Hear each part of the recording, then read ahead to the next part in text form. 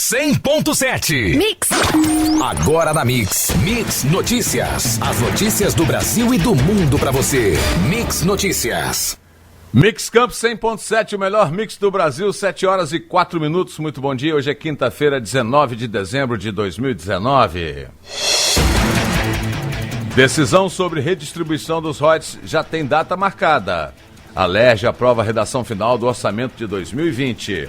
A Supetróleo realiza simulado sobre vazamento de óleo no porto. Sindicatos perderam 1,5 milhão de associados em 2018, mostra IBGE.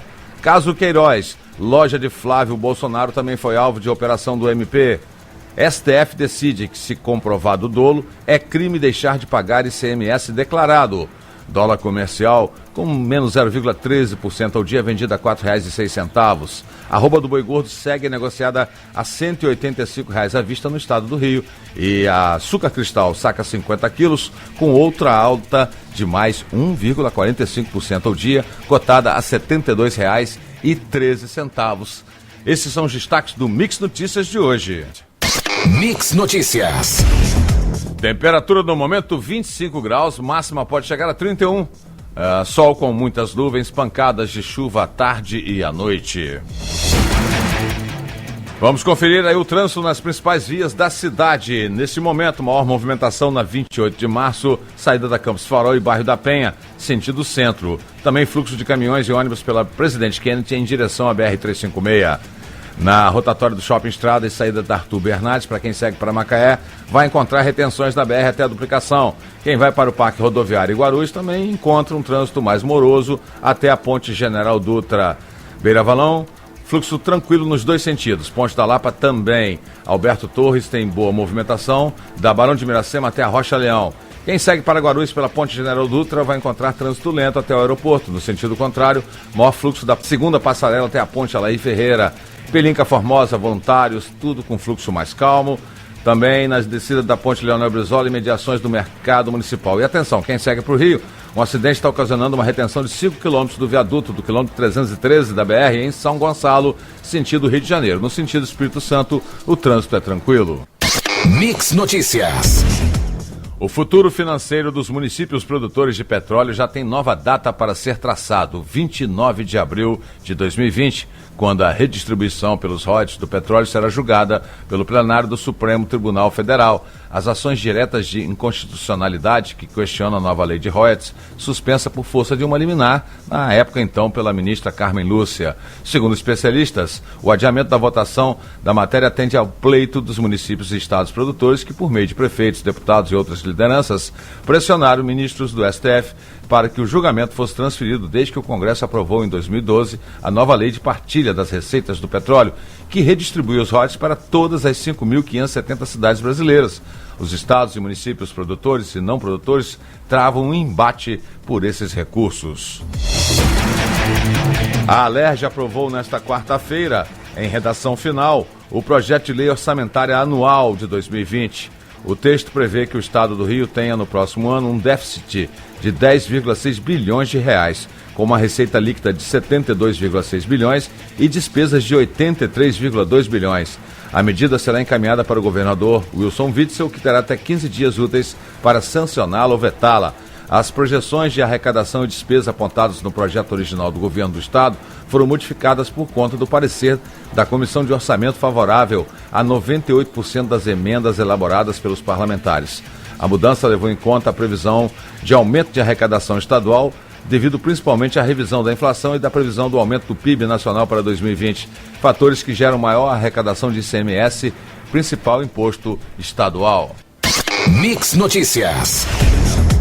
Foi realizado na última terça-feira um simulado da Supetróleo no terminal T-Oil do Porto do Açu sobre vazamento de óleo. A atividade, realizada anualmente, teve participação de representantes do INEA e do Poder Público sanjoanense e visa simular um possível cenário de crise para testar como seria o atendimento à emergência. Desta forma, a empresa consegue verificar quais são os pontos de melhoria que devem ser desenvolvidos.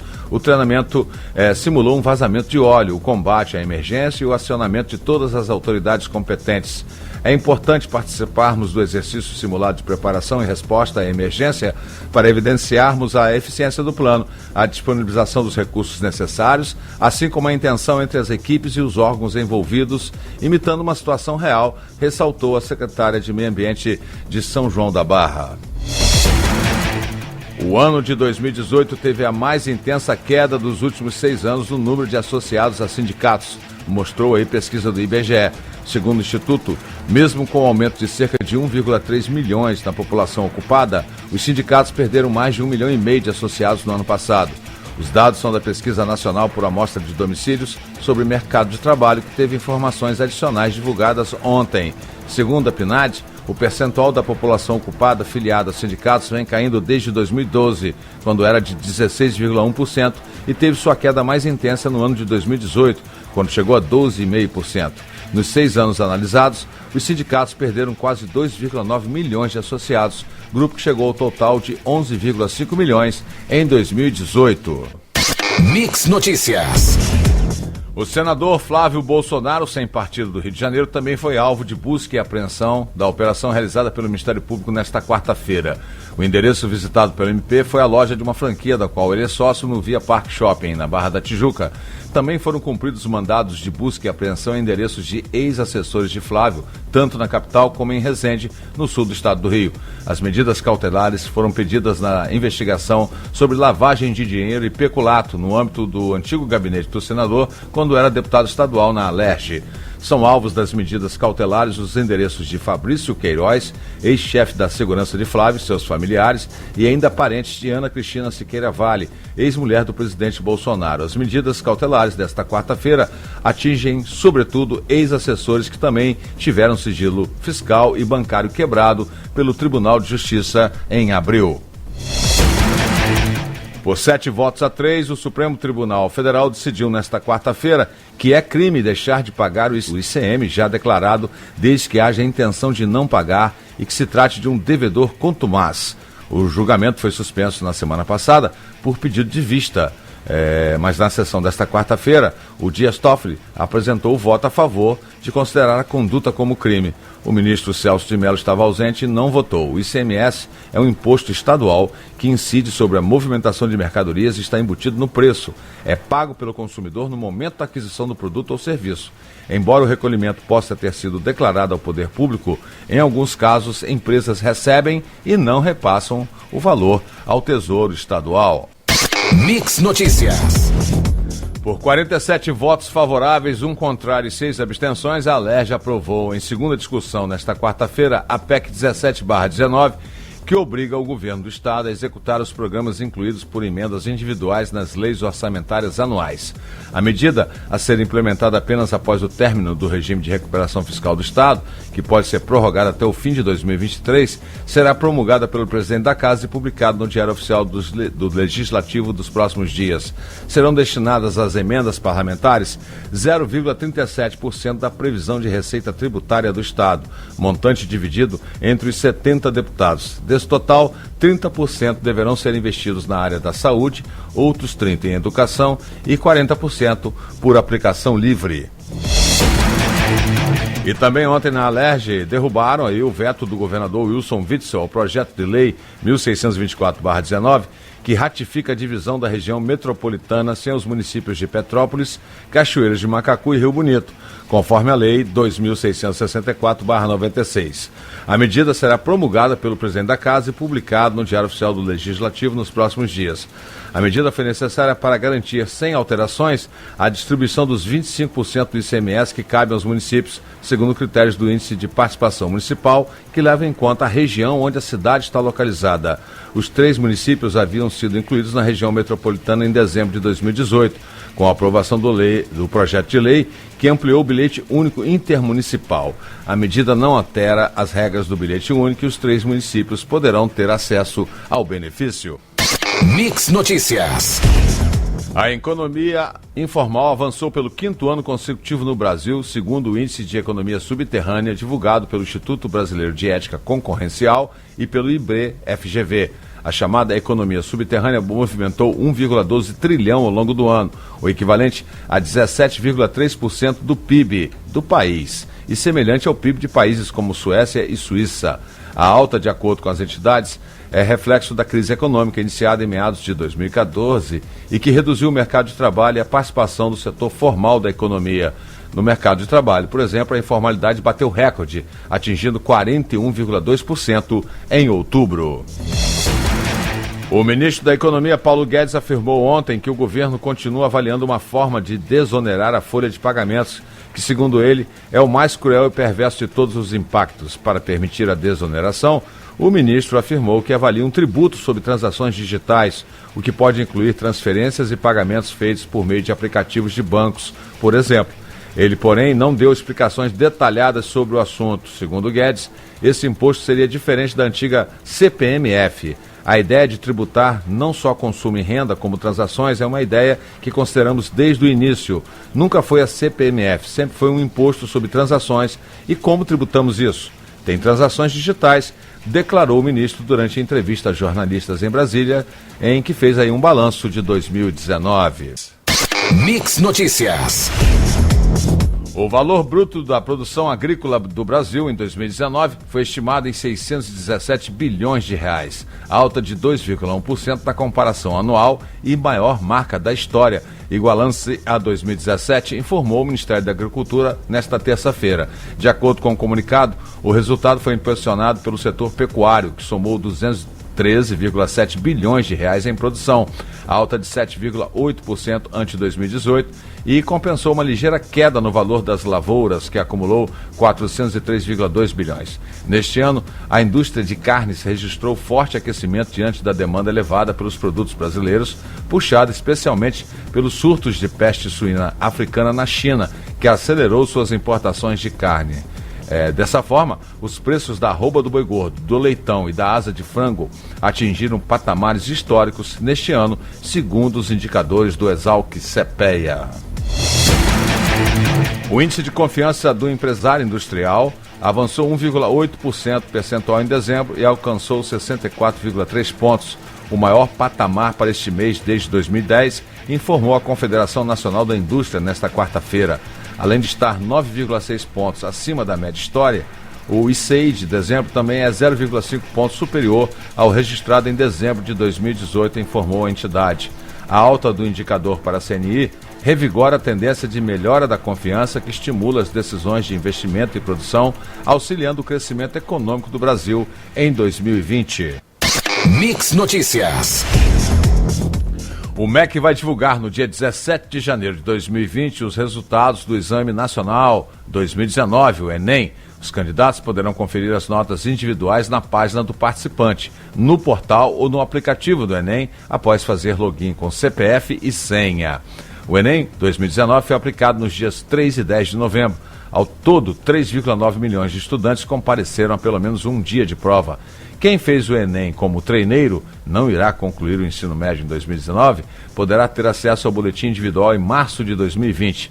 Os gabaritos oficiais do exame foram divulgados pelo Instituto Nacional de Estudos e Pesquisas Educacionais Anísio Teixeira, o INEP, vinculado ao MEC, no dia 13 de novembro. O valor do salário mínimo para 2020, a ser anunciado até 31 de dezembro, ficará acima dos 1.031 aprovados no Orçamento Geral da União, disse o ministro da Economia, Paulo Guedes, em entrevista coletiva para fazer um balanço de fim de ano.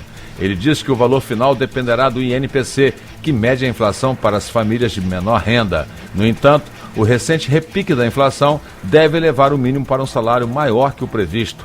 O ministro ressaltou que a Constituição determina a manutenção do poder de compra dos trabalhadores sem ganho acima da inflação e, pela legislação, o presidente Bolsonaro tem até 31 de dezembro para editar o decreto com o valor do salário mínimo para 2020. Mix Notícias. O presidente Jair Bolsonaro sancionou no início da tarde de ontem a lei que cria o programa Médicos pelo Brasil. O programa substituirá o Mais Médicos criado em 2013. Ao todo, o Ministério da Saúde prevê 18 mil vagas para médicos em todo o país, principalmente em municípios pequenos e distantes dos grandes centros urbanos. Segundo a pasta, Esse número amplia em 7 mil vagas a oferta atual de médicos em municípios onde há maiores vazios assistenciais do Brasil. O programa também vai formar médicos especialistas em medicina de família e comunidade. Os aprovados no programa serão alocados em unidades de saúde pré-definidas pelo Ministério e terão 2 anos para realizar curso de especialização em medicina da família e comunidade. O valor da Bolsa Formação que eles receberão serão de 12 mil mensais e gratificação de 3 mil adicionais para locais remotos ou 6 mil adicionais para distritos indígenas, além de localidades ribeirinhas e fluviais. O governo lançou ontem uma nova campanha publicitária para divulgar ações federais nos estados. As peças começaram a ser exibidas em canais de televisão aberta, nas rádios, nos cinemas, na internet e nos jornais. A SECOM, responsável pela campanha, não informou o custo total das veiculações nos meios de comunicação. É obrigação do Estado, do governo, informar a população, prestar contas do que está fazendo, dar publicidade dos seus atos, disse o titular da SECOM. De acordo com a SECOM, também a campanha engloba filmes publicitários nas áreas de infraestrutura, social, segurança pública e economia, sendo uma peça destinada a cada setor. No contexto regional, estão disponíveis 45 filmes com ênfase em ações, obras e programas do governo federal, nos 26 estados e no Distrito Federal. O slogan da campanha foi definido como Aqui é Brasil. Mix Notícias. O número de empresas inadimplentes chegou a 6 milhões em outubro deste ano, o maior da série histórica desde 2016, quando a Serasa Experian começou a fazer o levantamento. O número é 9,1% maior do que o do mês do ano passado, quando havia 5,5 milhões de empresas nessa condição, e 0,4% maior quando comparado com setembro deste ano. Segundo a Serasa, o indicador foi impulsionado pela negativação de companhias com 5 a 10 anos de existência, que representavam 30,6% de todas as organizações com contas em atraso. O setor de serviços teve representatividade de 49,8% dentre todas as organizações negativadas em outubro deste ano. Em seguida, vieram comércio com 40,8%, e o terceiro setor 0,2% e financeiro 0,1%.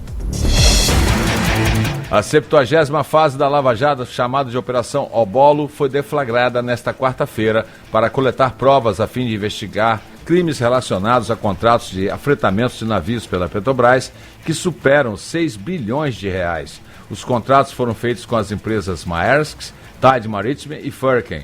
Os policiais investigam também o fornecimento de informações privilegiadas que concederam vantagens competitivas às empresas, tendo como contrapartida o pagamento de propina a funcionários da Petrobras. Segundo o Ministério Público Federal em Curitiba, existe uma estimativa inicial do pagamento de subornos de ao menos 3,402 milhões de dólares em razão de 11 contratos da Maersk, que chegam a 592 milhões de reais, conforme informações contidas em planilha apreendida com Paulo Roberto Costa, ex-diretor de abastecimento da Petrobras, no estágio inicial das investigações da Operação Lava Jato. Mix Notícias. O presidente do BNDES, Gustavo Montezano, afirmou ontem entender que o banco não tem atualmente nenhuma operação polêmica a esclarecer no processo de abertura da caixa preta da instituição. Ele defendeu, porém, que trata-se de um processo contínuo de cultura da instituição. A abertura da Caixa Preta foi uma das missões conferidas pelo presidente Bolsonaro a Montezano, que tomou posse no dia 16 de julho, em substituição a Joaquim Levy, primeiro nomeado pelo governo para comandar a instituição. Hoje entendemos que não há mais nenhum evento que requeira esclarecimento. A sociedade está com a informação de qualidade substancial, afirmou Montezano, em evento para anunciar o plano trienal do BNDES. A Caixa Preta foi um dos temas dominantes na campanha de Bolsonaro. Entre seus apoiadores foi difundida a ideia de que sua abertura desnudaria malfeitos maiores do que os descobertos pela Operação Lava Jato da Petrobras.